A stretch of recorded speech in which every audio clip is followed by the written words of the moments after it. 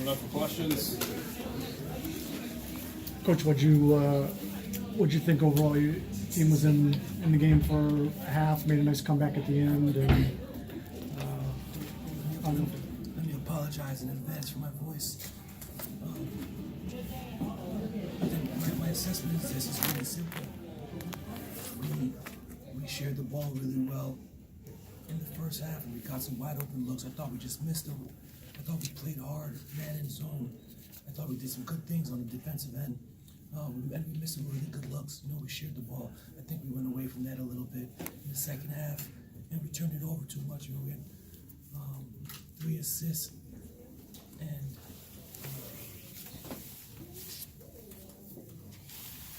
3 assists in the first half compared to the 6 we had in the second half. We had 13 turnovers in the second half compared to the 5 that we had in the first half. So we stopped sharing the ball and stopped taking care of it. Those are 2 major keys. So, we need to do a better job of that. Because we're playing well enough to be in a lot of games. We're playing well enough to beat some good teams. We're not finishing the job, and that's where I gotta figure out how to get our guys to do that, because we're in games. We've been up 22. We've been up. We've been in games. We've come back from deficits. We've done some good things, but we gotta be able to finish games, put 40 minutes of basketball together, and we haven't done that.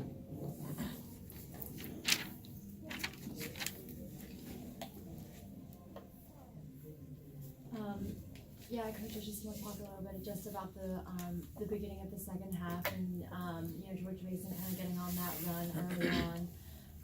What was kind of happening for you guys on defense that was allowing them to be able to get to the basket as much as they did? It wasn't so much our defense; it was our turnovers. We had 7 turnovers by the first media timeout. And if you turn the ball over that much against anybody, I don't care if you're playing the YMCA All-Stars, you're going to get beat. And we did too much. The passes we were making in the first half, we stopped making those plays. We started driving the ball too deep, started being a little loose with it, started doing some things that were uncharacteristic of the first half that we showed. So when you go do those things, it's going to fuel their offense. They're going to have momentum. They're going to feel like we're crumbling, even though I thought we were just we were missing some shots and we weren't necessarily crumbling. But if I'm a team at home, the great crowd and all that kind of stuff, and we turn it over that much, they feel like they're doing something really, really well, when in reality, credit them some, but we just did too much. Instead of just making simple plays, we tried to go for home run plays, and that fueled their offense, so they went on that run. So our guys never wavered. We stayed tough. I have a resilient group. I got some tough kids. We never stopped battling, so we brought it back to within 3 or 6 or whatever it was. We got them to the free throw line. They missed a great deal of free throws, and we still missed some open looks. Maceo had that wide open 3 in the right corner. We had another wide open 3 in the left corner, so we missed wide open looks. And on the road, you got to knock those down. One of those goes down, maybe it's a different. The momentum is different. But our turnovers fuel their transition and fuel that run for them. So we kind of shot ourselves in the foot in that regard. Did you like the amount of 3-pointers you were taking? You finished with 28, and I think it took about 32 minutes for you guys to attempt a free throw tonight.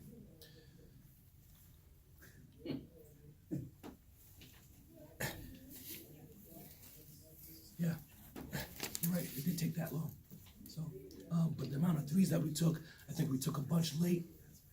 We took a bunch late, so we're trying to claw back. But the ones we took in the first half, they were really good. Like Maceo Jack is a really talented shooter. He went 0 for 7. I don't expect him to go 0 for 7 every game. We miss wide open shots, and sometimes, unfortunately, that happens. But you're right. It took us a while to get to the free throw line. 1 or 2 more questions, please. Coach, what is the role of foul trouble, and specifically Javier getting in foul trouble? How does that affect your defensive strategy in the second half and your ability to clog up the middle? Javier's actually been doing a great job of blocking shots for us, and that's not really his MO. He just has pretty good timing and understands angles. He's not the most athletic kid, but he does a great job of kind of blocking shots on the ball. He's not pinning anything off the glass on the weak side or anything like that, but he does a great job blocking shots on the ball and walling up. So when he gets in foul trouble, it kind of changes our length and our rim protection some. So we got to be able to, whether it be man or zone, clog it up, mucky it up in there, and do a better job of protecting our paint. But But that also comes from our guards. We got to be able to keep guys in front of us, whether in man or zone. We got to guard the basketball because when it comes down to it, one-on-one, we got to do a better job. That's going to, avoid them getting to the line as much as they did. That's going to avoid us getting into foul trouble, so on and so forth. So we got to do a better job guarding the basketball when it comes down to it. Coach, you talked about not able to finish off games. Is that because of the result of having a young team and learning to finish off the games like that? Well, I'll say this: experienced teams who have been through battles typically do a really good job of finishing games and making winning plays because they've been through battles, they've been together, they have seasons of chemistry and camaraderie. So youth, that comes into play when you have some youth, but it's not just that. I'm not going to sit here and say, hey, we lost this game because we were young. No, we lost this game because we came out in the second half. You turned the ball over 7 times in the first 20 seconds. It seemed like, you know what I mean, that we got to do a better job taking care of the basketball. If we don't do that, like I said, we're going to get beat by anybody. So we got to do a better job taking care of the basketball. And yes, youth plays into that. You got to be able to, as experienced teams who have been through battles, who have been together, they know how to make winning plays. It's just experienced sports. You guys know how it is.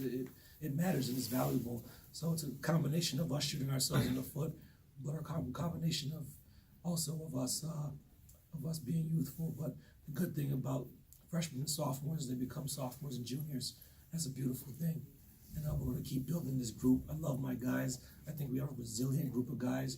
They work their tails off. Our record isn't indicative of, I think, who we are, because we've had big leads against some pretty good teams. We've been up late and then finished games. So I believe we're right there. I believe we're right there. We just got to continue to progress, continue to get better, and continue to live to our standards every day, and understand that winning is a byproduct of the character that we're going to build on a day-to-day basis by living by our standards and our values. If we continue to build in those areas, the scoreboard will take care of itself. We just got to continue to get there every single day, on and off the court. Okay, thanks, guys. Thanks.